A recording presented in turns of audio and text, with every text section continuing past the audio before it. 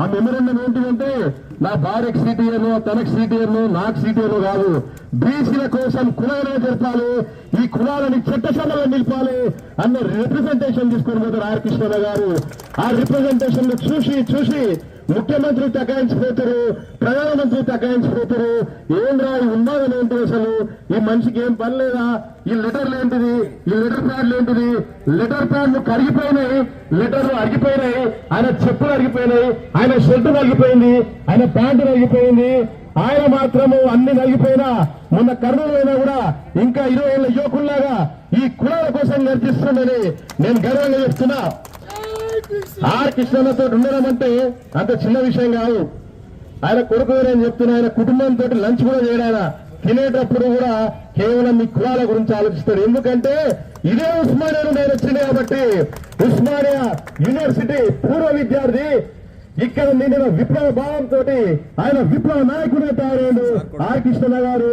నేను ఒకటే కోరుకుంటున్నాను, ఇక్కడ ఎల్సార్ గారు దేశంలో నయీబ్ బుకాలి అనే యువకుడు 38 ఏళ్లకు ఆ దేశ అధ్యక్షుడై ఆ దేశంలో అక్రమాల మీద, డ్రగ్ ట్రాఫికింగ్ మీద, ఎకనామిక్ అఫెన్స్ల మీద ఉక్కు భాగం మోపినట్టు ఇక్కడ కూర్చున్న బీసీ విద్యార్థులు ఎవరో ఒకళ్ళు వచ్చే ఎన్నికల్లో ఈ రాష్ట్ర ముఖ్యమంత్రి కావాలని నేను మనస్ఫూర్తిగా కోరుకుంటున్నాను.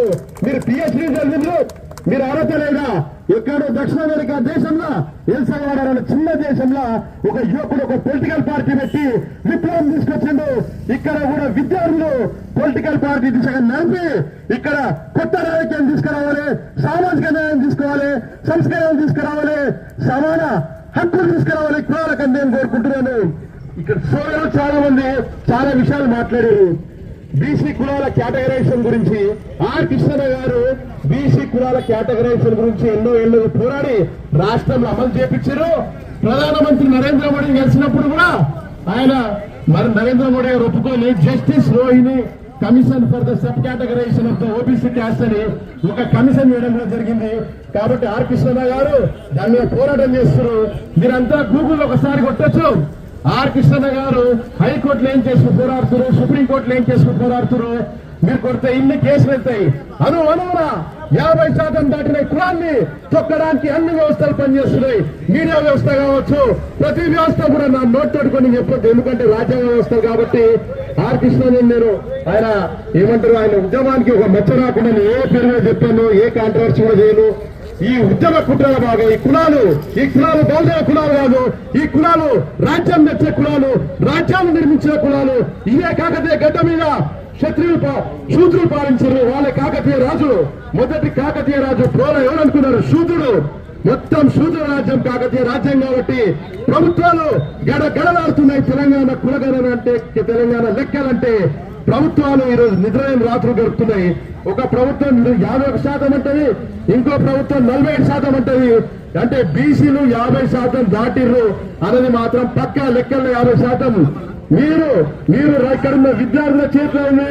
బీసీలను ఏం చేస్తారు? బీసీ ఎస్సీ ఎస్టీలంతా కూడగట్టి మీరేం చేయబోతున్నది?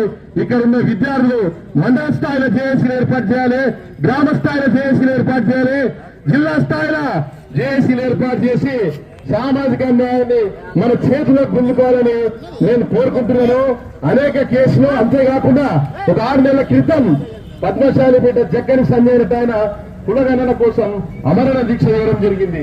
9 రోజుల తర్వాత ఆయన పరిస్థితి నిరసిస్తే నేనే వెళ్లి ఆయన తీసుకురావడం జరిగింది. ఆర్ కృష్ణ శిష్యుడే జగ్గని సంజయ్. బుద్ధ సత్యం గారు మొన్న సత్యాగ్రహ దీక్షను ఏర్పాటు చేస్తే, ఆర్ కృష్ణ నాయకత్వంలో సత్యాగ్రహ దీక్షను ఏర్పాటు చేస్తే సుమారు 3000 మంది వచ్చి ఇందిరా పార్క్ మొత్తము ట్రాఫిక్ జామ్ అయిపోయింది. కాబట్టి ఎత్తు మీద ఎత్తేసుకుంటా ఈ జాతులని రాజ్యాధికారం వైపు, ఈ జాతులని జడ్పీ చైర్మన్ చేయడానికి, జడ్పీ టీసీని చేయడానికి కృష్ణన్న గల్లీ నుండి ఢిల్లీ దాకా